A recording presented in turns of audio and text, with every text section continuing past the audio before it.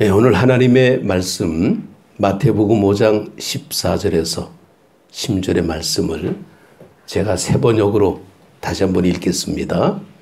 너희는 세상의 빛이다. 산 위에 세운 마을은 숨길 수 없다. 또 사람이 등불을 켜서 말 아래에다 내려놓지 아니하고 등경 위에다 놓아둔다. 그래야 등불이 집안에 있는 모든 사람에게 환히 비친다. 이와 같이 너희 빛을 사람에게 비추어서 그들이 너희의 착한 행실을 보고 하늘에 계신 너희 아버지께 영광을 돌리게 하여라. 참 귀한 말씀입니다. 예수님께서는 등불의 비유를 통해서 진리를 가르치는데 등불은 등경 위에 있어야 한다라고 말씀합니다. 있어야 할 자리가 있다라는 거죠. 그래서 이 등불은 예수님을 의미하는데 이 본 구절의 의도를 볼 때에 등불을 가져오는 것은 집안을 환하게 밝히기 위해서 등불을 가져옵니다. 빛이 골고루 잘 퍼지도록 하는데 등불을 말로 덮는다든지 잘못된 곳에 빛을 갖다 두게 되면 우리가 전체를 비추지 못합니다. 그래서 하나님의 교회는 모두가 다 환하게 전부가 다 보이게 조명도 이렇게 비추고 있습니다. 어두운 데가 사실은 없어야 됩니다. 그런데 사람들은 어떻게 합니까? 어두운 데만 찾아다녀. 안 보이는 데만. 이 목회자의 눈길이 안 보이는 대로만 눈길을 피해가면서 큰 사람 뒤에가 앉고 막 이렇게 피해 다닙니다. 그러면 뭔가가 좀 캥기는 게 있는 거예요. 다 저를 쳐다보셔야 됩니다. 하나님의 창조 질서는 각자의 위치가 있다라는 겁니다. 놀라운 사실은요, 성경 말씀을 볼 때에 이 세상을 창조하신 하나님이 제일 먼저 창조하신 것이 뭡니까? 빛이 있으라 라고 말씀합니다. 빛을 창조하셨습니다. 그래서 모두가 각자 제자리에 있어야 되는데 무수히 하늘의 별들이 다 자기 자리에 있는 겁니다. 그래서 우리는 하나님의 창조 질서 속에서 이 빛이 비칠 때에 모든 식물이 잘 자라게 되어 있습니다. 이 지하 이런 데 가게 되면 화분을 갖다 놔도 꽃들이 다 거의 잘 죽어요. 물론 음지에서 사는 식물들이 있긴 하지만은 보통 일반적인 이 꽃들은 다 햇빛을 받아야 삽니다. 그래서 지하에 있는 그런 화분들은 밖에 내다서 햇빛도 받아야 됩니다. 또 갖다 내려놓기도 하고 이렇게 왔다 갔다 해야 되는데 빛이 제자리를 이탈해 버리게 되면 온 세상은 살 수가 없습니다.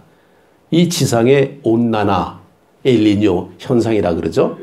막 겨울에 눈이 엄청나게 와대고 여름엔 비가 엄청나게 오고 이게 다 이상 기상 변동이라 그러죠. 이 기상 변동이 생기는 그런 모습 속에는 환경 오염이 참 많습니다. 이 지구를 둘러싼 대기층이 이 오존층이 파괴가 되면 햇빛이 그냥 사정없이 내려오게 되면 빙하가 녹아버리죠. 그러면 그 녹은 물들이 다 바닷물이 돼서 흘러 넘칩니다.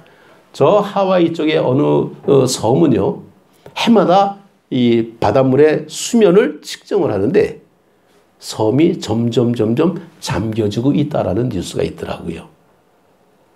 그 섬에 사는 사람들은 얼마나 불안하겠어요. 해마다 눈에는 잘 안 보이는데 해마다 측정하면 점점 물이 들어오고 있다라는 거예요. 언젠가 떠나야 된다라는 겁니다. 지금은 섬인데 이제 세월이 지나면 다 바닷속으로 가라앉아 버린다는 거죠. 이게 다 제자리를 지키지 못하고 있기 때문이다라는 겁니다. 그래서 우리가 하나님께서 왜 빛을 하늘에다가 만들어 놨을까? 우리는 그 제자리를 찾는 모습이 있어야 됩니다. 오늘 새해 첫 주일 임원 헌신 예배를 드리는 이유는 첫 단추를 잘 꿰보자 그런 의미입니다. 그러면 또 누가 그러죠. 첫 술에 배부릅니까? 또 그러더라고. 그런데 첫 단추는 중요하더라고요. 이 단추를 잠그다가 하나가 실수가 되면 이상하게 됩니다. 다시 원위치해야 돼요. 그래서 2024년도 새해가 밝았는데 여러분 보십시오. 무엇이 바뀌었습니까? 달력이 바뀌었죠. 근데 또 뭐가 바뀌었습니까? 아무것도 없어. 달력만 바뀌었어. 그냥 한 장 찢었으니까 새 달력으로 바뀐 그거 외에는 바뀐 게 없어요. 그럼 우리가 새해의 의미가 어디서 찾을까요? 정말 초대교회 가운데는 7교회가 나오는데 그중에 첫 번째 교회가 에베소 교회입니다. 계시록 2장 2절에 보게 되면 내가 네 행위와 수고와 네 인내를 알고 또 악한 자들을 용납하지 아니한 것과 자칭 사도라 하되 아닌 자들을 시험하여 그의 거짓된 것을 내가 드러낸 것과 또 내가 참고 내 이름을 위하여 견디고 게으르지 아니한 것을 아노라. 여기까지는 칭찬입니다. 그런데 3절에 보면 2장 4절에 보면 그러나 너를 책망할 것이 있나니 너의 처음 사랑을 버렸느니라 하고 말씀합니다. 세월이 지나다 보게 되면 점점 무뎌진다라는 겁니다. 그래서 첫사랑은 아주 뜨겁고 달콤하고 환상적인데 시간이 지나다 보게 되면 너무 익숙해져 있어. 너무 편해져 있어.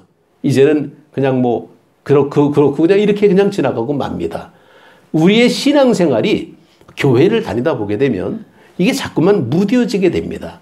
날마다 세워야 돼요. 저는 농사를 짓지 않지만은 이 가을철에 이 추수할 때가 다 되는데 바람이 세게 불어가지고 벼들이 다 쓰러졌어. 그러면 내버려 둡니까? 다 세워야 되잖아요. 근데 그냥 세워집니까? 여러 개 묶어가지고 또 이렇게 끈으로 묶어서 다 세워가지고 묶더라고요. 왜 그럽니까? 세워야 된다는 거예요. 우리의 신앙의 모습은 세워야 되는데 쓰러지면 쓰러진 대로 이리 가면 이리 간 대로 그렇게 되면 우리의 신앙은 점점 흐려지게 될 수밖에 없습니다. 우리에게 주어진 일은 그냥 마지못해 하는 게 아니에요.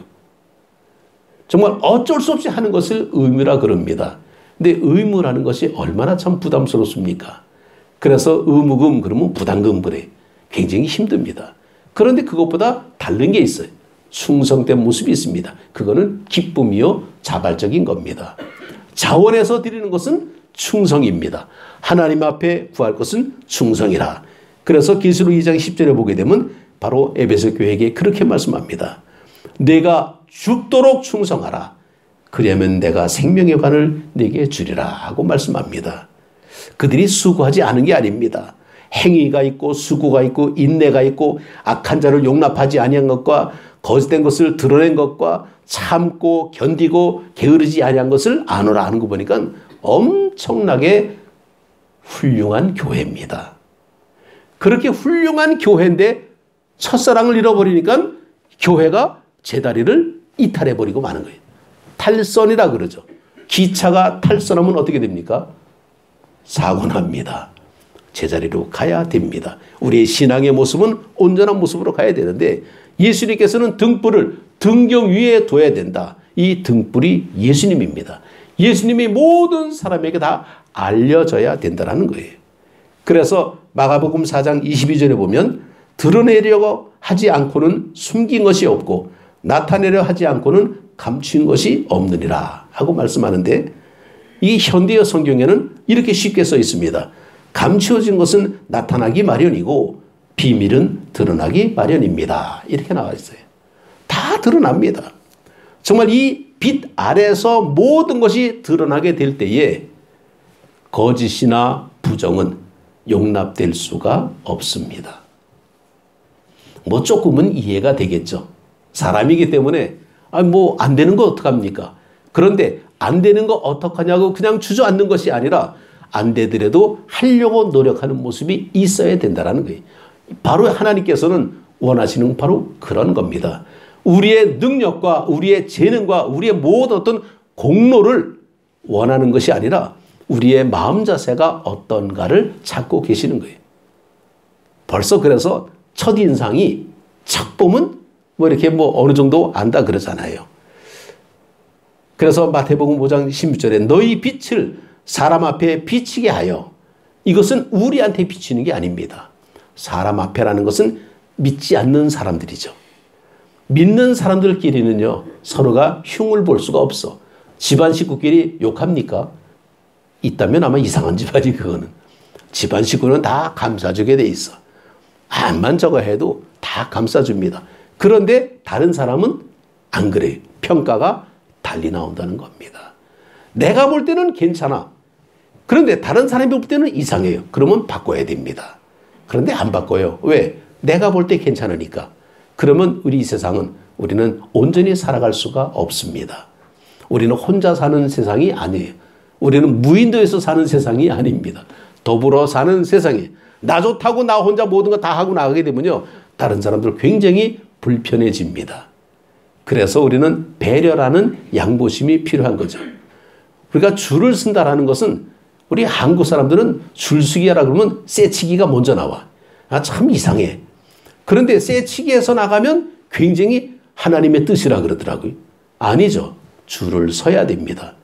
그래서 제가 뭐 자주는 아니지만은 이 공항에 이렇게 나가보게 되면 그걸 느낄 수가 있어. 이 인천공항에서 이게 취직 들어갈 때 되면요, 딱 줄 쫙 서서 가는데 우리는 상황에 굉장히 아주 분석을 잘해. 어느 줄이 빠른가. 그래 그냥 막 뛰어다니고 막 난리 납니다. 빨리빨리 가려고. 그래가지고 막 쇠치기도 막 하고 들추고 밑으로 들어가고, 아는 사람 저기 있다 그러고 막 그냥 막 들어가. 이게 참. 근데 외국 사람들은요, 그냥 다 줄서 세워라. 우리가 볼 때는 속 터져. 굉장히 답답해. 근데 세워라, 내오라고 그냥 줄 서서 갑니다. 이 참 뭐가 그렇게 여유가 있는지. 우리는 그냥 어떻게든지 그냥 빈틈만 있으면 삐지고 들어가려고 아주 그냥 용감한데, 이게 문화적인 차이가 좀 있지만은 어쨌건 좀 그렇죠. 우리의 어떤 그런 모습으로 볼 때에 우리의 행실이 착한 행실이 나타나야 됩니다. 이 착한 행실이라는 이 모습이 어떻게 비춰질까? 작년 15일인가요? 이 나주 문화예술회관에서 청소년들 무슨 문화 집회가 있었대. 한 350여 명이 모여가지고 무슨 축제를 했다 그러더라고요. 이 교육청 주관을 해갖고. 근데 문제는 주관자가 누구냐라고 봤더니 구원파였대. 그래가지고 기사가 탁 들어왔더라고요. 우리는 좀 아쉽죠. 그런데 청소년들은 굉장히 좋았다 그래요. 무슨 댄스도 있었고, 무슨 축제도 있었고, 이제 그렇다 그러는데, 그 우리가 볼 때에 막을 수 있는 것은 아닙니다. 기분은 조금 그렇지만은, 왜냐하면 나쁜 짓 한 건 아니잖아요. 학생들 대상으로 무슨 나쁜 짓 했으면 우리가 강력하게 항의하지만은, 우리가 말하는 이단이라는 사람들이 거기 가서 그 행사를 했을 때에 우리가 막을 수 있는 명분은 없어요. 일반 사람들은 다 똑같이 보기 때문이죠. 단지 우리들도, 정통 기독교들도 정말 좋은 프로그램 만들어가지고 학생들에게 하면 그게 더 좋은 방법이 되겠죠. 정말 이 착한 행실이라는 것은 선한 어떤 모습인데, 일반적인 사람들이 볼 때는 좋은 일이라고 얘기합니다. 그런데 우리는 거기다가 플러스 알파가 있어요. 바로 하나님의 영광이 들어갑니다. 그래서 우리가 행하는 일들 할 때에 우리가 좋고 너도 좋고 나도 좋고 그러면 다 좋은 거죠 뭐. 그런데 하나님도 좋으면 그야말로 금삼청하 얼마나 좋습니까? 우리의 모든 우선적인 모습이 우리의 어떤 그런 포커스의 모습이 아니라 하나님이 보실 때에 선한 모습인가, 이걸 먼저 우리는 가름해야 됩니다. 마가복음 4장 24절에서 25절을 보게 되면, 또 이르시되 너희가 무엇을 듣는가 스스로 삼가라. 너희의 헤아리는 그 헤아림으로 너희가 헤아림을 받을 것이며 더 받으리니, 있는 자는 받을 것이요 없는 자는 그 있는 것까지도 빼앗기리라 하고 말씀합니다. 참 영적 세계의 부익부 빈익빈의 모습인데, 마태복음 13장 12절에도 무릇 있는 자는 받아 넉넉하게 되되 무릇 없는 자는 그 있는 것도 빼앗기리라 하는 말씀이 있습니다. 말씀을 소중히 여기는 사람은 정말 풍성해지는 은혜가 있지만은, 말씀을 소홀히 하는 사람에게는 있는 것까지도 빼앗긴다. 그는 말씀을 잃어버리면 뭡니까? 막무가내로 사는 겁니다. 한마디로 믿음 없이 사는 모습이죠. 그래서 믿음이라는 것은 굉장히 우리가 어떻게 잘 간직해야 되느냐라는 겁니다. 근데 그 믿음은요, 이게 명사가 아니에요. 이게 동사입니다. 움직이는 거예요. 믿음은 우리가 이게 믿음입니다 라고 얘기해도요, 믿음은 움직이고 있어. 그래서 때에 따라서 바뀌어지게 됩니다. 상황에 따라서 달리 나타날 수 있습니다. 그래서 딱 선 긋고 이것은 하얀색, 이것은 노란색 이렇게 말하기가 어려울 때도 있어요. 그러나 중요한 것은 정말 우리가 예수 그리스도를 알면 알수록 더 풍성해지는 은혜가 있는데, 골로새서 2장 3절에 보게 되면 그 안에는 지혜와 지식의 모든 보화가 감추어져 있느니라 하고 말씀하고 있습니다. 바로 이것 때문에 그 안에는 지혜와 지식의 모든 보화가 감춰져 있다는 거예요. 다 드러나 있으면 누구나 다 알겠죠. 근데 왜 감췄을까라는 거예요. 참 우리가 이런 걸 볼 때 굉장히 하나님의 말씀 이해하기가 어려울 때가 많아요. 그냥 다 드러내고 다 확인하고 그러고 하면 얼마나 좋아. 근데 이 또 감춰놓고 있으니까 이게 진짜인지 가짜인지, 이게 옳은 길인지 이게 그런 길인지 헷갈릴 때가 많이 있습니다. 그래서 어떻게 합니까? 내가 결정을 해야 되잖아요. 근데 누구에 따라서 결정합니까? 이렇게 상황 봐가지고 내가 좋아하는 사람이 어떻게 하나 그거 따라갈 수가 있습니다. 근데 그 좋아하는 사람이 나쁜 사람이라면 나쁜 짓 따라가게 되는 거예요. 내가 좋아하는 사람이 선한 사람이라면 좋은 일 따라가게 됩니다. 사람이 평가의 기준이니까 우리가 왔다리 갔다리 하고 제대로 근거가 안 생겨. 그래서 우리는 하나님의 말씀을 근거로 삼고 하나님의 말씀 속에서 비춰볼 때에 잘 안 보이면요, 더 자세히 더 가까이 다가가서 확인하고 또 확인하고, 그게 기도입니다. 그래서 우리는 하나님 앞에 기도하면서 하나님의 말씀을 따라가야 온전히 우리가 살아갈 수가 있습니다. 주님은 어둠의 빛이지 빛 중에 빛이 아닙니다. 우리가 화날 때 핸드폰에 불빛 비춰봐야 아무 소용없어요. 어두울 때 핸드폰 라이트를 탁 켜게 되면 얼마나 환해집니까? 어둠 속에서 빛이 존재하는 것이 드러나게 되어 있습니다. 낮에는 안 보여. 우리가 힘들고 어렵고 믿음 생활 열심히 할 때는 빛의 모습이 잘 안 보일 때가 있습니다. 언제 그 나타납니까? 어두워질 때 빛의 존재가 우리가 더 구별이 됩니다. 오늘 우리는 임원 헌신 예배를 통해서 이렇게 열심히 이 임원이 하는 일이 뭐냐라고 하게 되면 그냥 교회를 섬기는 일인데, 우리가 믿음으로 감당하려고 노력하고 애쓸 때에 주님께서 도와주십니다. 근데 여기까지는 잘 알아요. 문제는 도움을 받아본 적이 없어. 이게 문제입니다. 하나님이 도와주신다라는 까지는 이론적으로는 알아. 학습이 많이 돼 있어. 그건 교회 다니면 늘 듣던 말씀이니까. 그런데 언제 도움받았는지 이걸 모르고 있어요.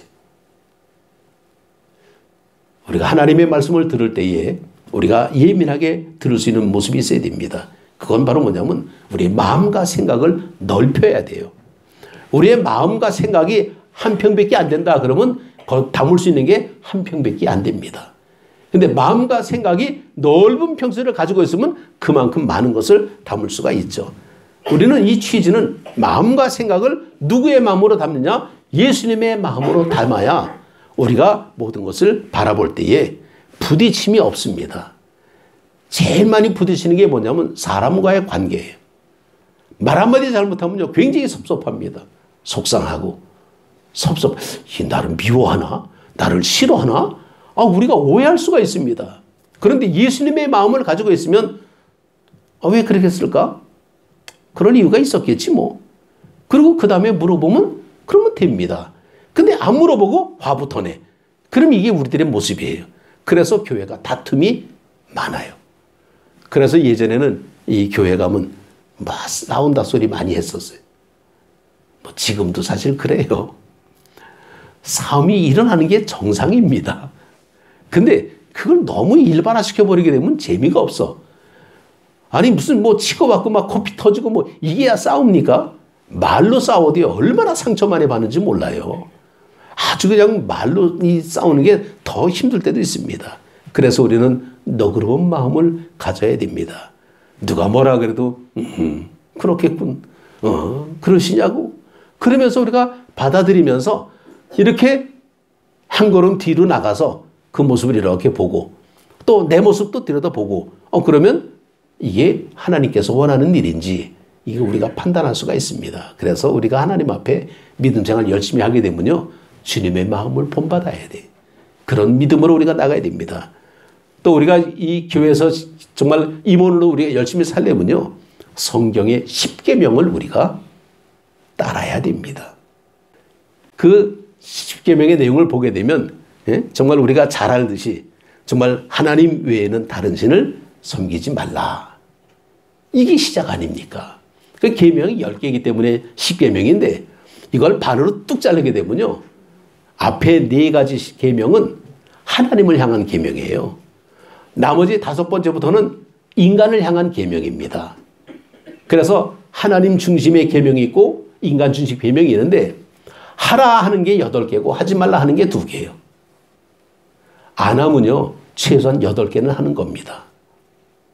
쉬워요. 그런데 하라 그래도 안 해. 하지 말라 그러면 또 해. 이게 헷갈리는 겁니다. 그래서 우리가 하나님의 말씀을 볼 때에 정말 첫 번째, 두 번째, 세 번째, 네 번째까지 보게 되면 안식일을 지켜라까지가 이게 하나님을 향한 계명의 모습이죠.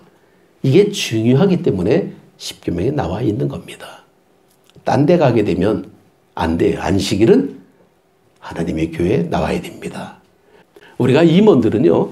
정말 우리가 하나님의 말씀을 들을 때에 우리가 사명자예요. 사명자. 우리가 사명이라는 것은 무슨 사명이 있냐. 도를 전하는 사명이 있습니다. 이걸 전도라 그래. 근데 전도와 선교가 사실은 조금 이게 좀 표현상 좀 이렇게 어려울 수가 있습니다. 그런데 이 전도하고 선교는요 거의 비슷해. 이 선교는 좀 더 광의적인 해석이고 전도는 좀 협의적인 해석입니다. 에반젤리칼하고 미셔너리하고는 조금 차이가 있긴 있는데 그런데 우리가 하나님의 선교의 개념으로 보게 되면 모든 게 다 전도예요.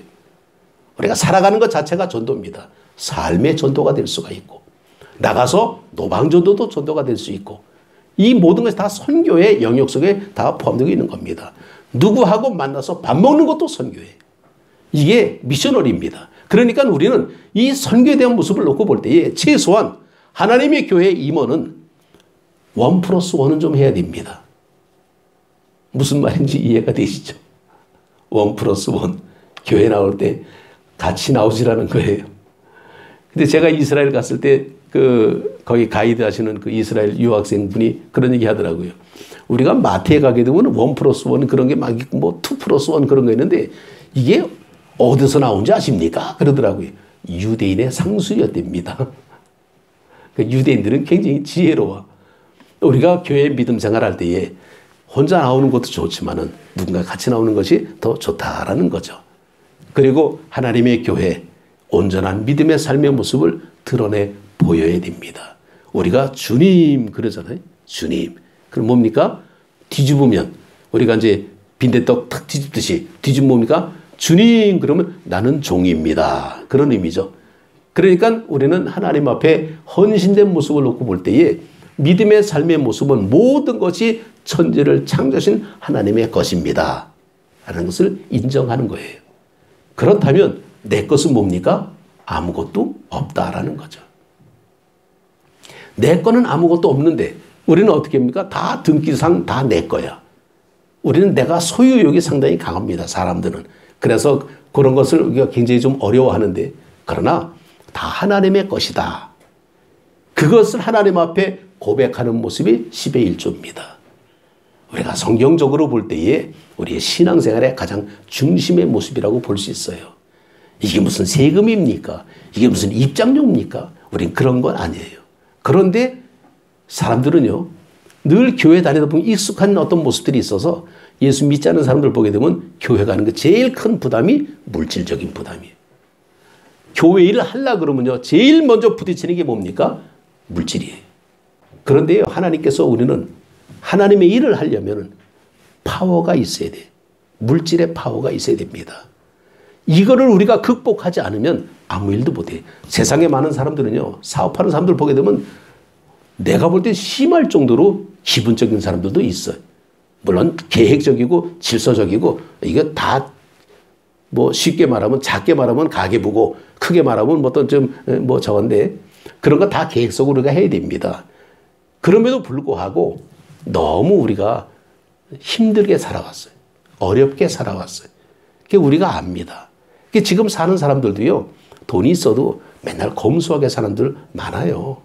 왜냐면 늘 그게 몸에 배서. 그게 나쁜 건 아닙니다.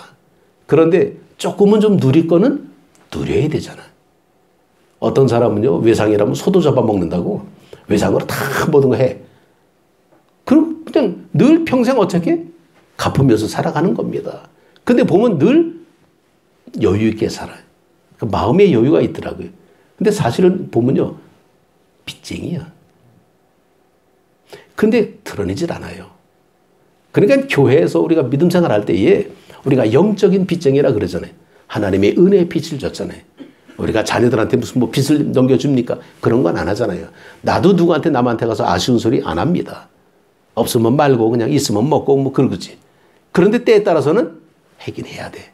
그러면 어떻게 그냥 뭐 이렇게 하다 보면 또 다른 또 이렇게 들어와. 그럼 이거 가지고 또 이쪽으로 옮겨. 참 재미가 희한하더라고요. 그 누군가를 좀 도와야 되는데 이거 좀 안타까워 저건데 또 이렇게 또 옆구리에서 또 누가 들어오네. 잘 됐다. 이거 가지고 그렇게 해서 살다 보니까요. 아주 사람이 제가 인심이 굉장히 좋아. 근데 사실은 제 거 아니야. 다 남의 거예요. 이렇게 해서 이렇게 교통정리하는 것뿐이지 뭐 어렵다. 그러면 갖다 주고 뭐 없으면 할 수 없는 거지 뭐. 그럼 누가 또 열심히 하시라고 또 후원도 해주고 막 그래. 이게 삶의 모습이죠. 하나님의 일을 하면서 불편하게 되면요. 자꾸만 걸리게 되죠. 브레이크가 걸려요. 그러면 안 되겠죠. 예배하는 시간도 그렇고 삶의 헌신의 모습은요. 다 모든 것은 하나님께서 함께 하십니다. 전에 그 마트에 한번 갔더니 그 부모 따라서 온 애들 있잖아요. 얘네들은 물건의 고가를 막론하고 마음에 들면 갖겠대. 그 부모들은 난리가 난 거예요. 싼 거 사주고 싶은데 애는 비싼 거 뜯고 막 그냥 난리 피고 막 그러니까 막 타협하고 있어. 야, 뭐 요거 드니까 요거 드니까 요렇게 1+1 요거 드니까 요거 가질래? 하든 기가 막혀. 근데 결국은 부모가 이기죠 뭐. 근데 애는요 단순하잖아요. 갖고 싶은 거 보면 갖겠대. 그런 겁니다. 우리의 신앙은 그런 거예요. 하나님이 다 아십니다. 우리가 뭐 계산하고 안 하고 그게 문제가 아니에요. 하나님은 다 보고 계셔. 문제는 우리가 얼마나 하나님을 향해서 기쁘게 살아가는 거죠. 그러면서 인상 쓰는 부모 한 사람도 없고요. 거기서 투정 부린다고 정말 너 호조 파가라 그런 자녀들도 없습니다. 그냥 그때 그것도 끝. 그러고 나가면 또 손잡고 나가. 이게 살아가는 모습이죠. 뭐. 우리의 교회는 정말 금년 한 해 어떻게 보게 되면 하나님의 은혜는 감춰져 있는 겁니다. 보물찾기 하는 식으로 찾아가는 겁니다. 그러나 중요한 것은 하나님은 살아계시고 우리와 함께 하십니다. 믿음으로 시작할 때에 우리의 헌신된 마음이 하나님 앞에 보여질 때에 강력한 하나님의 폭풍 같은 성령의 역사가 임할 줄로 믿습니다. 그게 점화예요. 그게 점화. 이 점화는 우리가 하는 게 아닙니다. 불이 하늘에서 내려오는 거예요. 그게 점화가 되는 겁니다. 그러면 장작불이 확 타올라가는 거죠. 믿음의 삶의 모습에서 정말 하나님만 바라보고 의지하는 우리 모두가 되시기를 주님의 이름으로 축복합니다. 기도드리겠습니다.